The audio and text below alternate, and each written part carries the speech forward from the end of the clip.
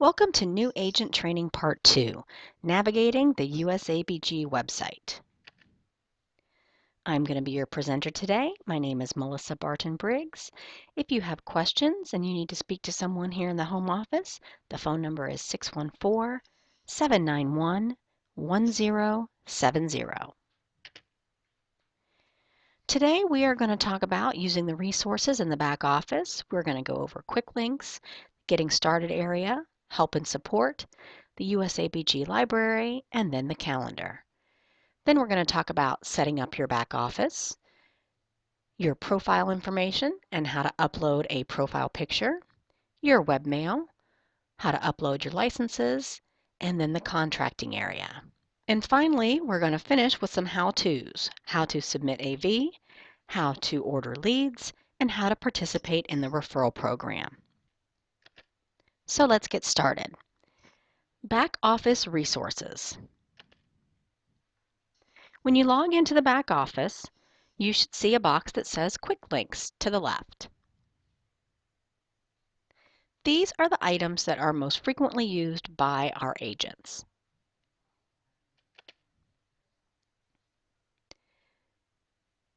You'll see the Getting Started link in the Quick Links area. You'll also see it in the Agent area. On the right, you'll see a letter, Welcome to USA Benefits Group, with some information and an 8-step strategy for getting started. On the left, you'll see the related resources. These are the resources that we think are important for a new agent to have access to. Help and support. If you look in the top right-hand corner of your back office, you should see a question mark. When you click on it, that will open the Help and Support area. We use a 3-step process. So step number 1, if you need help, is to refer to the USABG Agent Reference Guide. The reference guide will answer the vast majority of questions, especially ones that new agents have. If you haven't already done so, you may want to take a few minutes to read through it. It has easy step-by-step instructions and some pretty good how-tos. Step number 2, contact your direct upline manager. If you can't find your answer in the Agent Reference Guide, you can contact your direct upline manager. If you're not sure who that is, click View My Upline Managers, and it will show you their name, their phone number, and also provide you a link to email them. If your manager can't help you, you can always request additional support or submit a ticket. When you click this button, a new window will open and you will see 4 areas that are available for additional support. Find the area that corresponds with your question, click the Submit Ticket button, and someone will get back to you as soon as possible. Sometimes our agents need a little more basic help, so we've included some resources here at the bottom for agents that maybe just need some help with their computer, support.com, or maybe some questions, some more basic questions. You can find all of those resources here.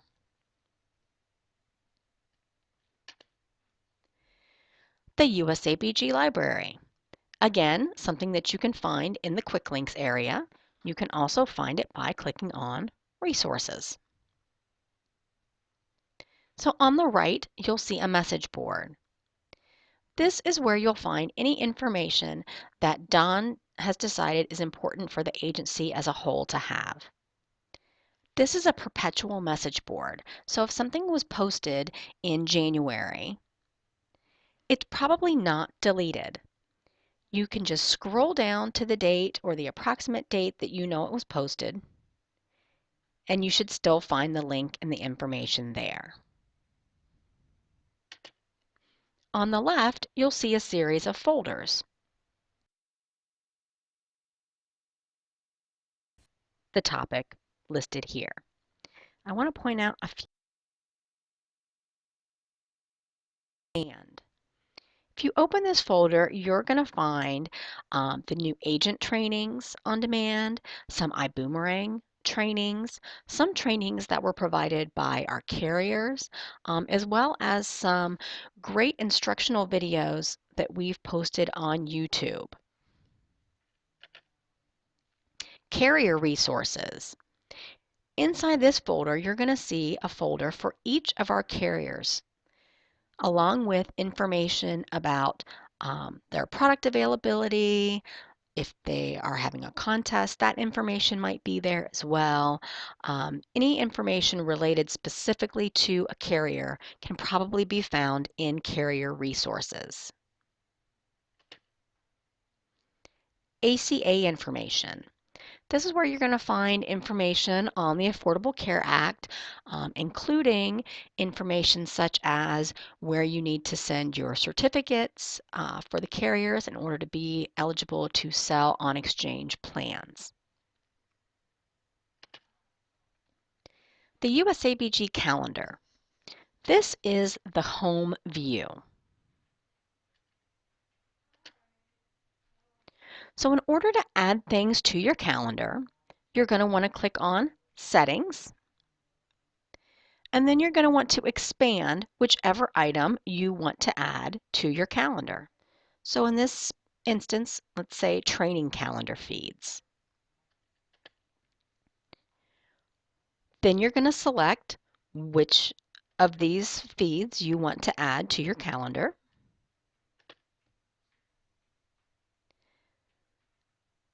Then you make a series of selections.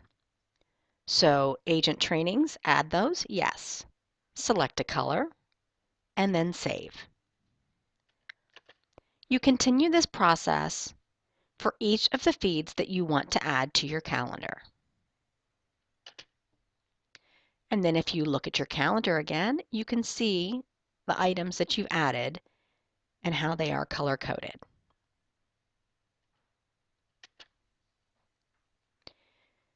To create an appointment, you need to switch to the week view, then click on the date and the time that you want to add the appointment.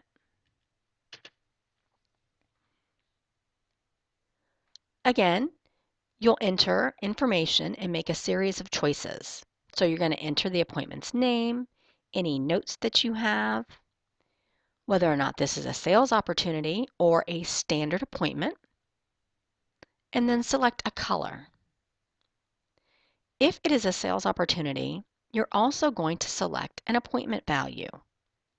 What are the appointment values?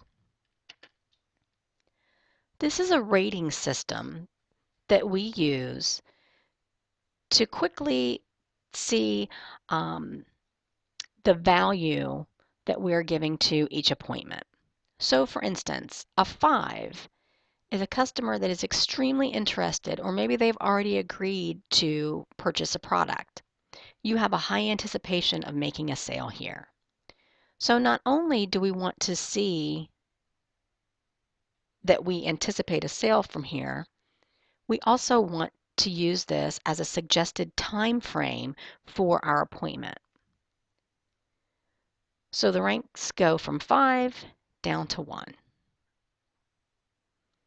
And as you set and keep the appointments over the week, you'll see that your weekly appointment value will change.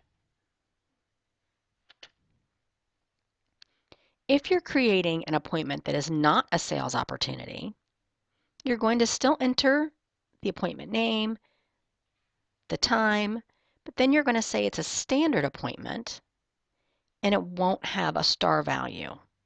You just select a color and save it. So now if I look at my calendar view, I can see that I have sales meeting, I have trainings, and I also have appointments.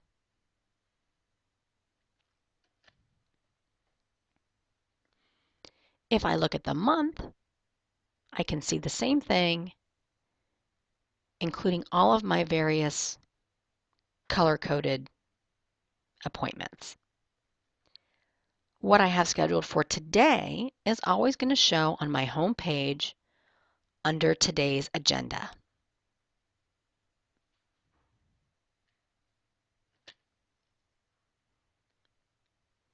So this is where you're going to see the average appointment value for your week. This can help you in obtaining your goals. For instance, if you know that you want to make X number of sales per week, and in order to do that, you need to have X number of appointments, and your appointment value needs to be perhaps a 4. This information will help you know that you need to book more appointments, you need to book stronger appointments, etc. Your agenda for the week is also going to be updated as you keep or as the appointments are missed and you update the information. So you can see for my week, I've set 5 appointments, I've kept 2, I sold one of those, and one of them has missed. So how do you get this information? Under your appointment list, you select the outcome for each appointment. So you can see that for Bob Smith, I've sold. George Jones did not sell. Bob Dylan missed his appointment, and I have not had the final 2 appointments for the week yet. As you update this information, your weekly agenda totals will change.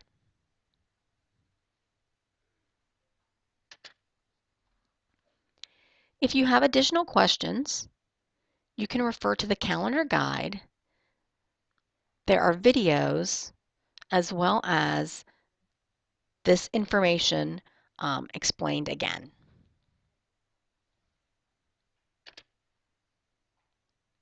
Setting up your back office. This is easier if we show it rather than just use the PowerPoint. When you log into your back office,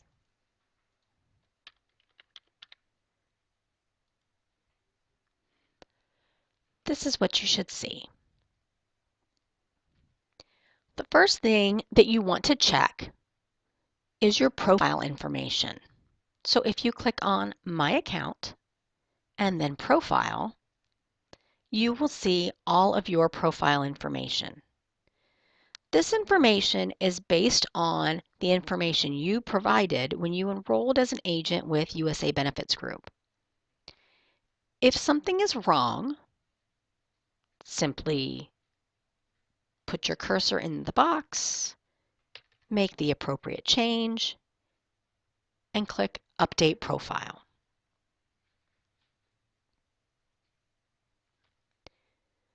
If you haven't already done so, we would suggest that you upload a profile picture.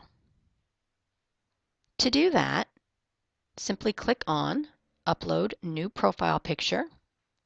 You're going to choose your file, find the picture that you want to use,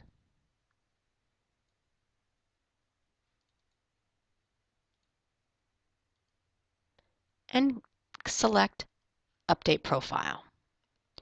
You're now going to be taken to a page where it's going to ask you to crop your picture. On the left, you will see your entire picture. On the right, you will see the portion of your picture that is currently going to be displayed on your website. If this is not what you want, you need to crop the picture. To do that, simply place your cursor where you want the top left-hand corner to be, left-click, and drag it down to create a highlighted rectangle. Once you've got this, you can adjust it. And when you're happy, click Crop Picture. If you attempt to upload a photo and you're not taken to the page that asks you to crop it, that typically means that the photo is too large. It needs to be 3 meg or smaller in order to be uploaded into the back office. So if you have a very high resolution photo, it's possible that you will need to resize it before you can upload it. Now let's look at our webmail. So if you click on Webmail and then Access Webmail, you're going to be brought to the page asking you to log in. Your username is your entire email address, so you have to include the @usabg.net. All USABG agents have a USABG webmail address. The first part of it is your first initial and your last name. So if your name is David Smith, your email address is going to be dsmith@usabg.net. If you have a very common last name, it's possible that there will be a number behind it, but it will match the login that you use for the back office. So if you use dsmith2 to log into the back office, your email address will also be dsmith2@usabg.net.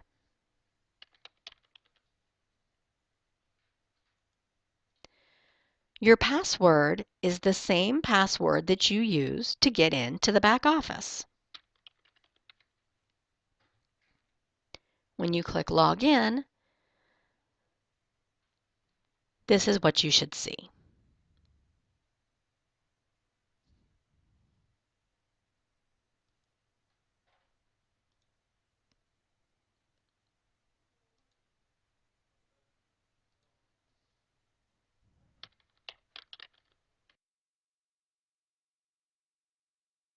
Next, let's talk about uploading your licenses. This is one of the areas that replicates onto your personal website. It's important for a couple of reasons. When you are selling online and over the phone, one of the things that helps build rapport and build credibility is to be able to show your potential clients that you are a licensed agent. You can do that if you upload your licenses. So you do that by going to Agent Area and then State Licenses. In order to add a license, simply click on the Add License button, select your state, enter your license number, enter a renewal date if you choose to. If you enter a renewal date, the system will warn you when you get to within 30 days of that date. If you have a URL for your license, you can enter that here. Most people simply scan a copy of their license and then upload it just like you did with your profile picture. And then click Save. Now you can see that Ohio is highlighted on my map. And if I had uploaded an image, I would be able to click on it right here so that I could show anyone that I was working with a copy of my license in a moment's notice.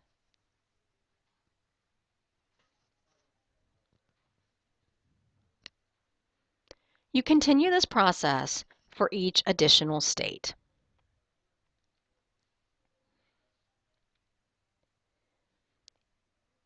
Most of our agents are licensed in multiple states. Obviously, our format of selling online, selling over the phone, lends itself to being physically located in one part of the country, yet being able to sell in another part of the country. If you would like information on obtaining non-resident licenses, here in the Licensing Resources area, the first item is a link to the NIPR website, which contains lots of good information about obtaining non-resident licenses.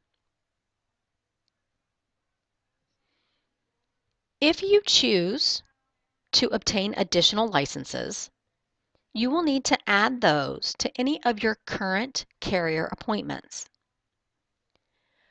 Unfortunately, you can't just send the new license to us and ask us to add it for you. Every carrier has a different process. So under adding non-resident states to carrier appointments, we have put together a grid showing what you have to do for each carrier. So for example, for Aetna, there are no appointment fees, and what you need to do is email a copy of your new license to contracting@ahcpsales.com. So whatever carrier you want to add, simply open this document, find the carrier, and follow the instructions.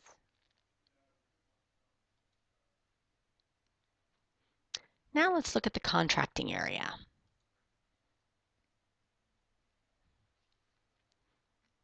Hopefully, you've already completed your initial carrier contracting.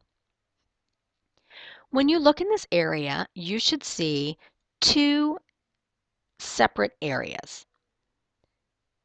The area with your name and contracts, and then available carriers. In order to get appointed with any of the carriers in your available carriers area, simply click Get Contracted and follow the instructions. Once you submit your paperwork to us, we go through those faxes and emails several times a day and mark when we've received the paperwork.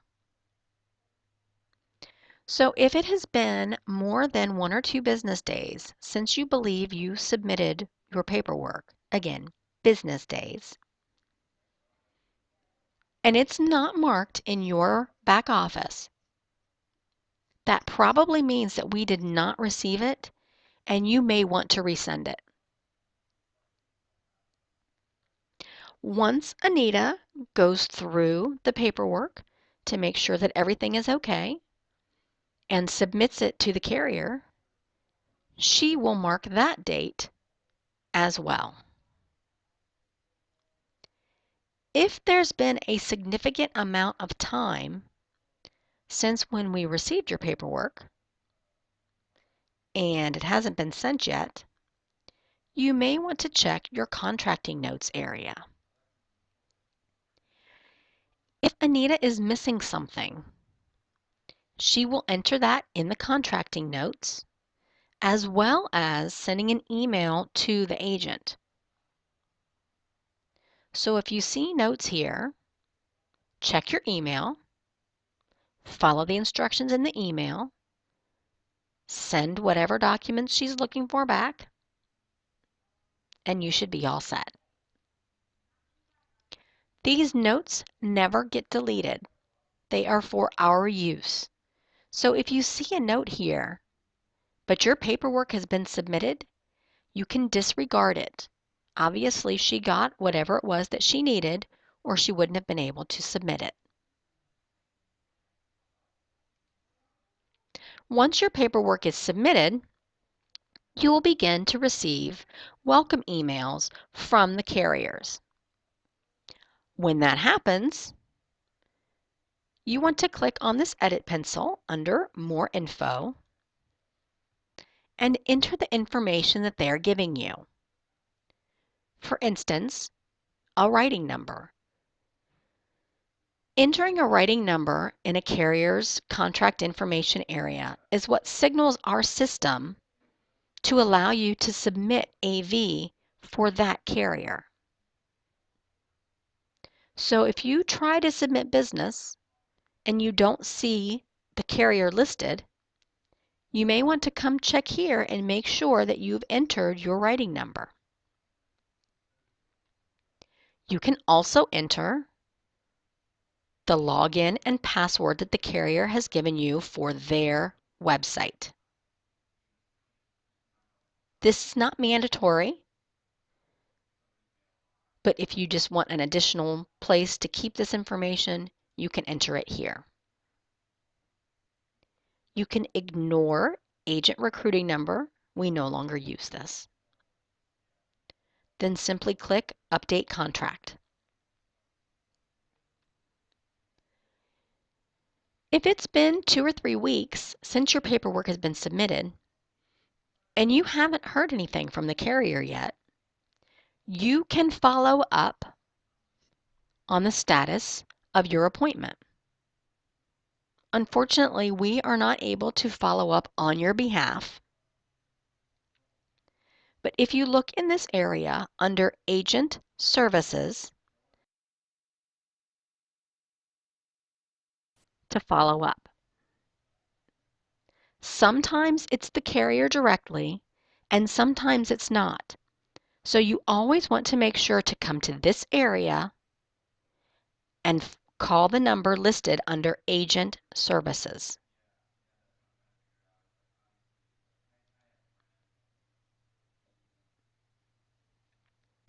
Now let's look at some how-tos.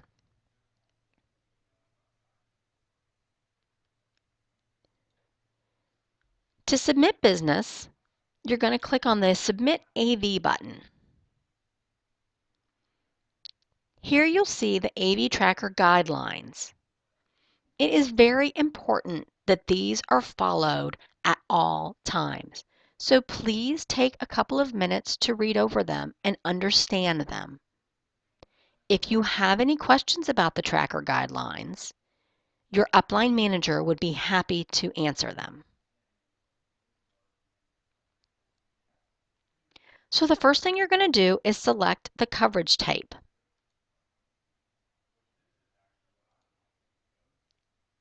Then select your carrier.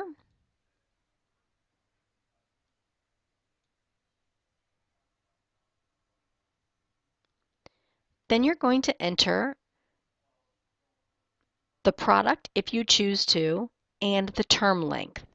This is very important, especially for short-term products.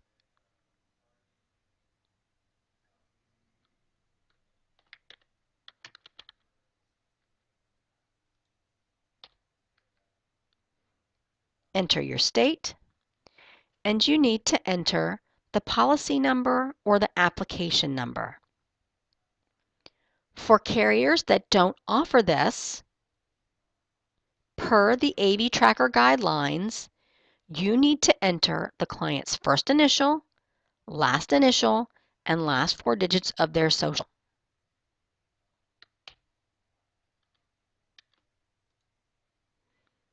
Then you're going to enter the date that it was submitted to the carrier, which should be the same day that you are entering it into the AV Tracker. If there's an application fee, you're going to enter that. And then you're going to enter the monthly premium. Choose your marketing source and submit the application.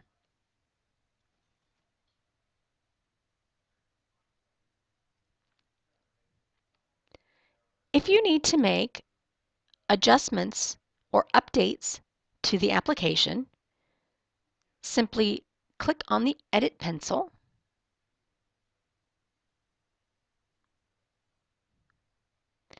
For instance,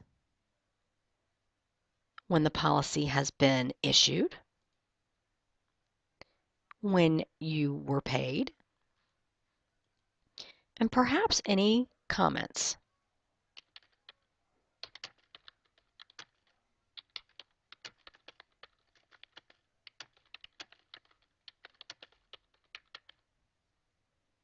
And then save it.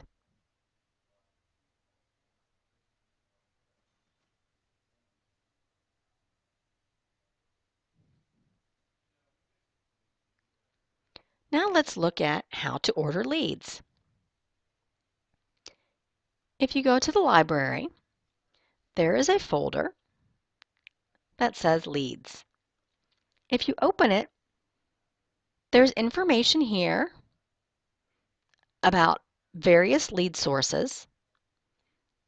The first thing you're going to find is the leads order form. Here you're going to find information about different lead vendors that Dawn has worked with to get discounts for our agents. So you'll see the lead vendor, the type of lead, the cost, the minimum order, and then the ordering instructions. For any of these lead vendors, you need to follow the ordering instructions and contact the vendors directly. You can't order these from us. The only leads that you order from USABG are B leads.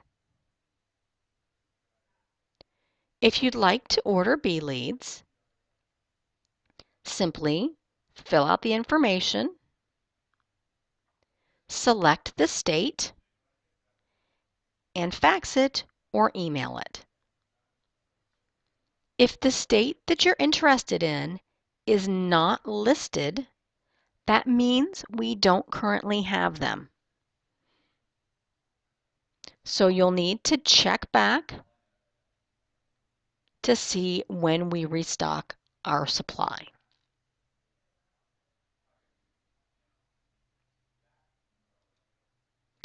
Finally, let's look at how to participate in our referral program.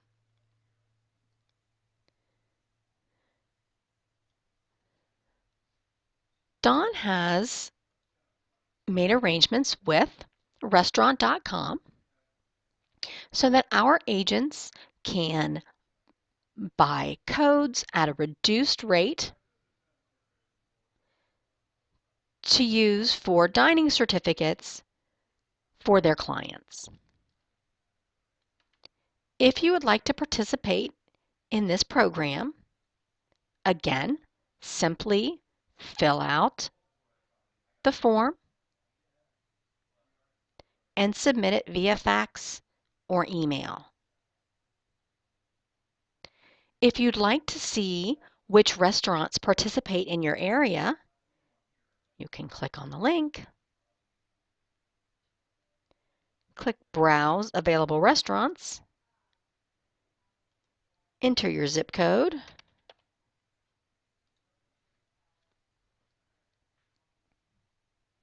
and it will show you which restaurants are available in your area.